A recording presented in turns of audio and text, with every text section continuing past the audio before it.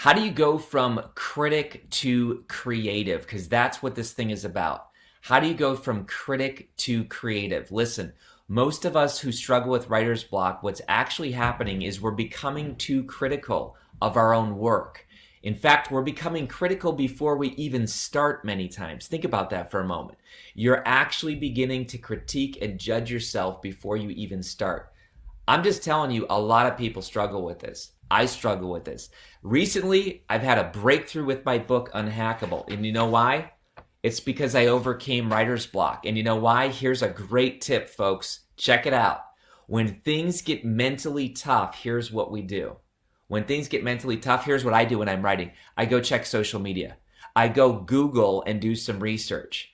In other words, I go and distract myself. Come on, type in the word distract if that's true for you. Do you distract yourself when you're supposed to get writing done? Here's why I do it.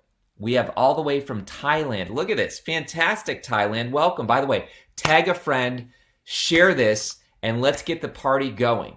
All right?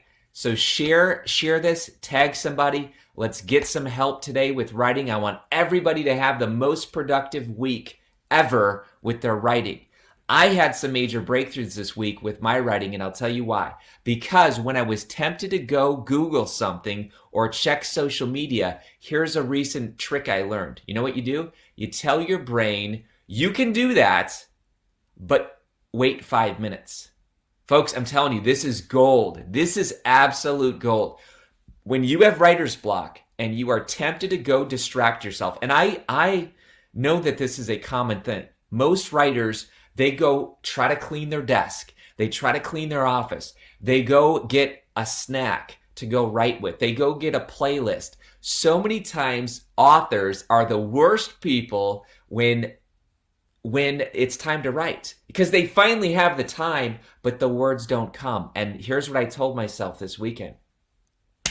You can go clean, but in 5 minutes.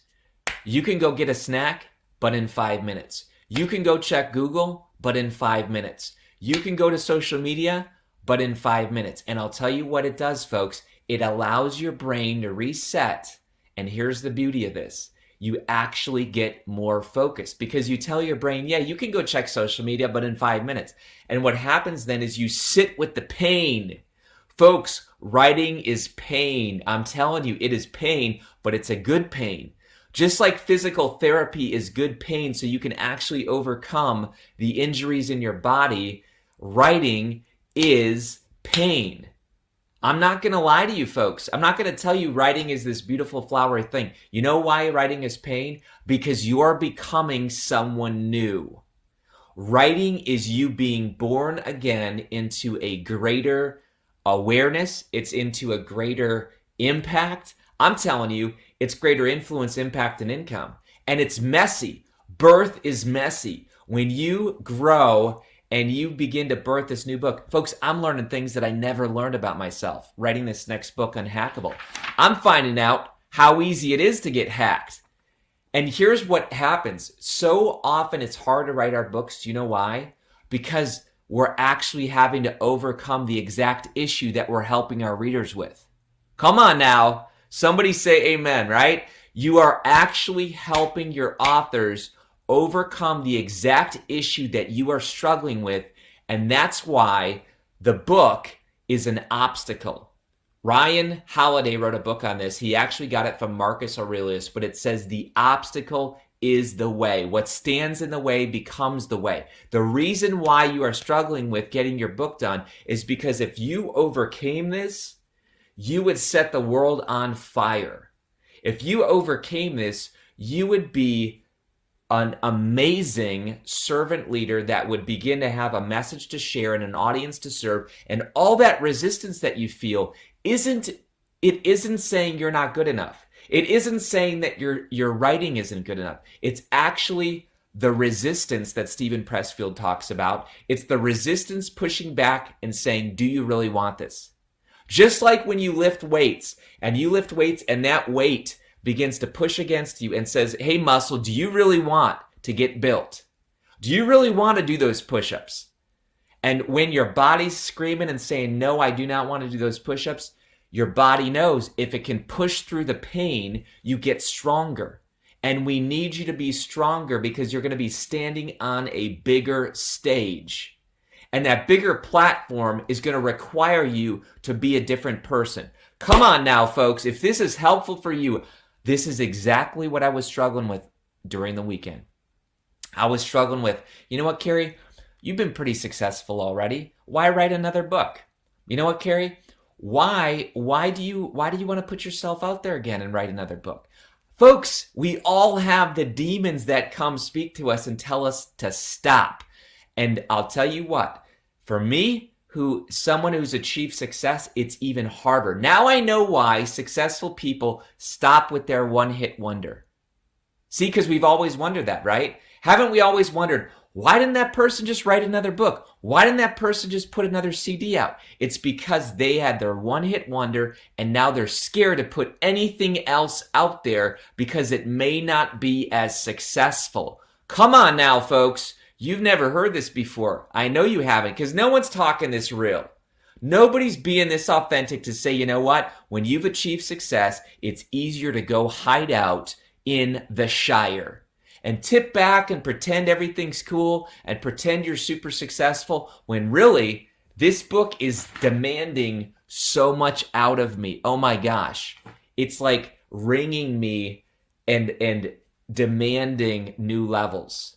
And you know what? It's tough. It is tough and I've wanted to quit, but you know what? This quarantine challenge is helping me. You folks are helping me. How many of you are in the quarantine challenge? The quarantine challenge is absolutely free. Eric, if you can put the link below.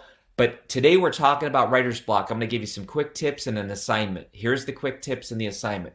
Number one, if you're writing nonfiction, what you need to do is you need to realize your book is solving a problem.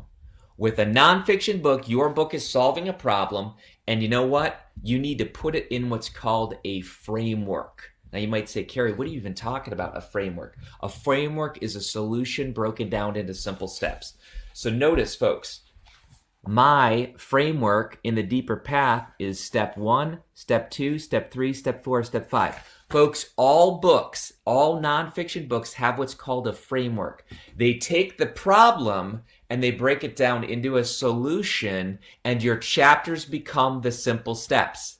So literally, with your secret name, the book is literally broken down into 3 parts. I'm going to give you a quick tip, folks. This will be very helpful for a lot of you. Your nonfiction book is broken down into 3 parts. This is the average. If you want to break it into 5 parts, I don't care.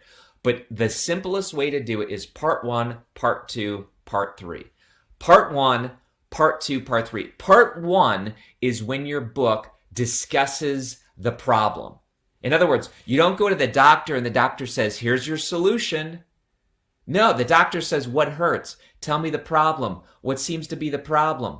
What's the issue? You go to the doctor and they give you a solution, but only after you state the problem. So the first part of a nonfiction book is called part 1, and it's where you talk about the problem. So in this book, I talk all about my identity, and I talk about how I struggled with my identity, not in a way other than self-injury. Like I go into my depression, my suicidal thoughts back as a kid, and I go into struggle, and I talk about how this is a problem, not just for me, but it's a problem with the world that we don't know who we were created to be. Part two is where you talk about the solution. And part 2 is where you break out what's called the framework. So the framework is literally how to get the solution. So it's how to, and usually it's how your subtitle. It's how to stop pretending, shed the labels, and discover your true identity. Folks, that's part 2. That should blow your mind. Part 2 is the subtitle for your book. It's literally like right here, part 2. What is part 2 going to be? A simple method for finding clarity, mastering life, and doing your purpose every day. That is your framework. What is part 3? Part 3 is the after. It's the next steps.